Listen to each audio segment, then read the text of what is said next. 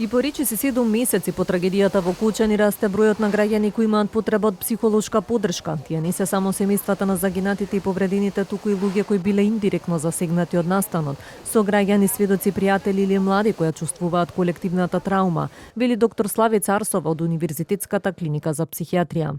Тоа беше криза и се уште е криза, која што предизвикува, како и секоја друга криза, чувство на нестабилност и на несигурност и на страв кај сите граѓани.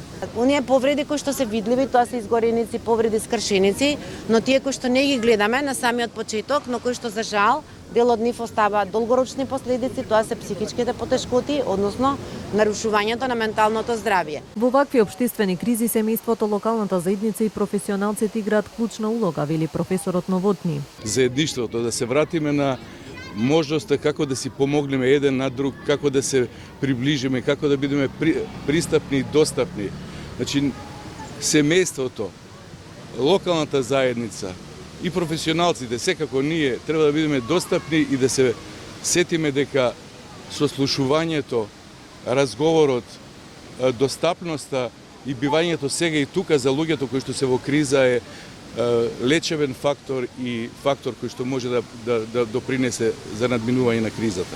Менталното здравје треба да биде во фокусот и на здравствените власти. Првиот човек на Фондот за здравствено осигурување рече дека годинава за прв пат раното откривање на депресија кај младите е ставено во превентивните прегледи и цели кај матичните лекари.